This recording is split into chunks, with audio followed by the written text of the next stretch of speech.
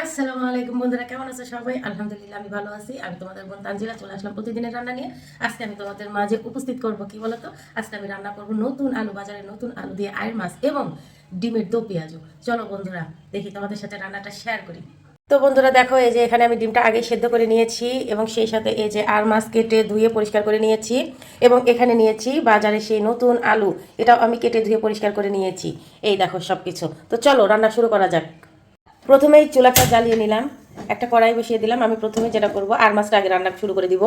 তো চলো এই জন্য কী করব, কড়াই গরম হয়ে গেলে এর মধ্যে দিয়ে দিব আমি তেল। আমি সরষের তেলে রান্না করব, এই জন্য সরষের তেল দিয়ে দিলাম।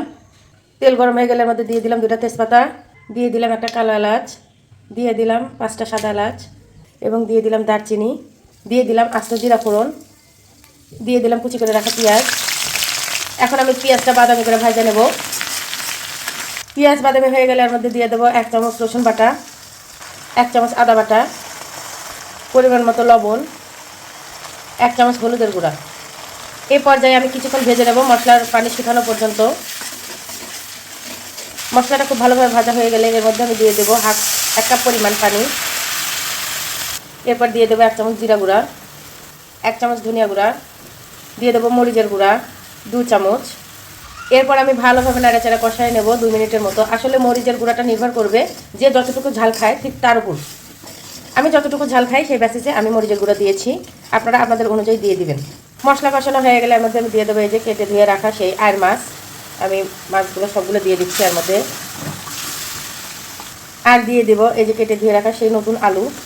যেহেতু আলুটা নতুন, এই জন্য আমি আলুটা ভেজে নিইনি, কারণ নতুন আলুতে না ভাজলে বেশি টেস্ট আসে। তো এখন আমি এই মাছ এবং আলু এই মশলার সাথে খুব ভালো করে নাড়াচাড়ে মিশিয়ে দেবো।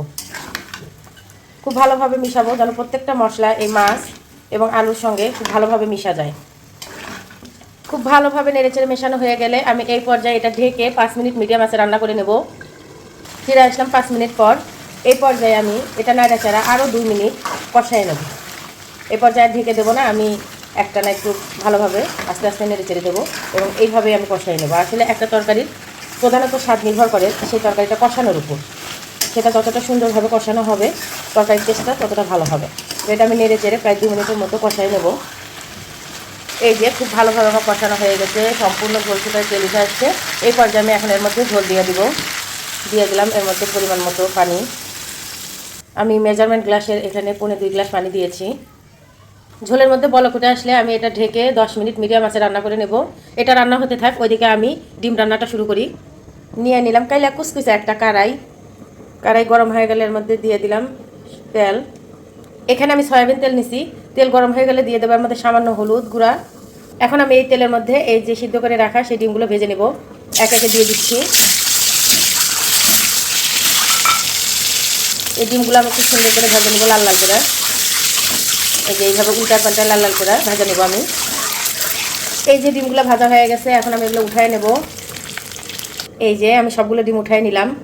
এখন আমি এই একই তেলের মধ্যে আরেকটু সামান্য তেল দিয়ে দেবো। আমি দিয়ে দিচ্ছি সরিষার তেল, দিয়ে দিলাম একটা তেজপাতা, 3টে সাদা এলাচ, একটা কালো এলাচ, একটা দারচিনি, আর দিয়ে দিলাম আস্ত জিরা ফোড়ন। জিরা ফুটে উঠলে এর মধ্যে দিয়ে দেবো কুচি করে রাখা পেঁয়াজ। পেঁয়াজগুলো আমি নাড়াচাড়া বাদামি করে ভাজা নিব। এখানে আমি পেঁয়াজ একটু বেশিই দিছি, কারণ আমি যেহেতু পেঁয়াজ দিয়ে রান্না করবো এই জন্য পেঁয়াজ একটু বেশি দিছি। পেঁয়াজ বাদামি হয়ে ভাজা হয়ে গেলে এর মধ্যে দিয়ে দেবো আমি 1/2 চামচের একটু বেশি আদা বাটা, 1 চামচ রসুন বাটা, 1 চামচ হলুদ গুঁড়া। এখন আমি এটা ভাজা নেবো মশলার পানি শুকানো পর্যন্ত। মশলাটা তেলের মধ্যে সুন্দর করে ভাজা নেবো। আর হলুদের গুঁড়া তেলের উপর দিলে হলুদের গুঁড়ার যে এক্সট্রা যে গন্ধটা এটা থাকে না এবং কালারটা খুব সুন্দর আসে। ওই মশলাটা ভাজা নিচ্ছি। মশলাটা ভাজা হয়ে গেলে আমি এর মধ্যে দিয়ে দিব 1/2 কাপ পরিমাণ পানি। এখন এর মধ্যে দিয়ে দেবো পরিমাণ মতো লবণ, 1 চামচ জিরা গুঁড়া, 1 চামচ ধনিয়া গুঁড়া, 1 চামচ মরিচের গুঁড়া। এখন আমি মশলাটা নাড়াচাড়া 2 মিনিট কষাই নেবো। আসলে ডিমের তরকারিতে ঝাল যতটা কম হয় ততটাই ভালো লাগবে, এই জন্য এখানে আমি 1 চামচ মরিচের গুঁড়া ব্যবহার করেছি। আপনারা আপনাদের স্বাদ মতো ঝালটা দিয়ে নেবেন। মশলা কষানো হয়ে গেলে যখন মশলার উপর তেল উঠে আসবে তখন আমি এই পর্যায়ে যে ভেজে রাখা ডিমগুলো দিয়ে দিব।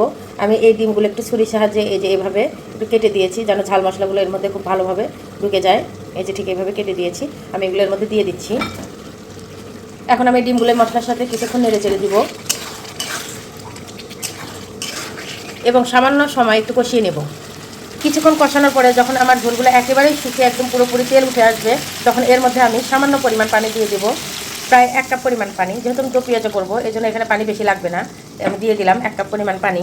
এখন আমি এটা খুব ভালোভাবে একটু নেড়ে চেড়ে দিয়ে 5 মিনিটের মতো মিডিয়াম আঁচে রান্না করে নেব। এটাই পাশে রান্না হতে থাক, ওদিকে দেখি আবার আর মাছের তরকারি হইলো কিনা। এই তো ফিরে আসলাম 10 মিনিট পর। এই যে আমার তরকারিটা প্রায় হয়ে গেছে। এখন আমি এর মধ্যে দিয়ে দেবো 1 চামচ ভাজা জিরার গুঁড়া।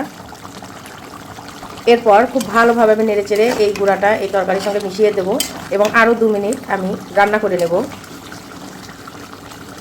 তো এই যে আমার আর মাছের রান্না অবশেষে হয়ে গিয়েছে। আমি এখন চুলাটা বন্ধ করে দেবো এবং এটা নামিয়ে নেব।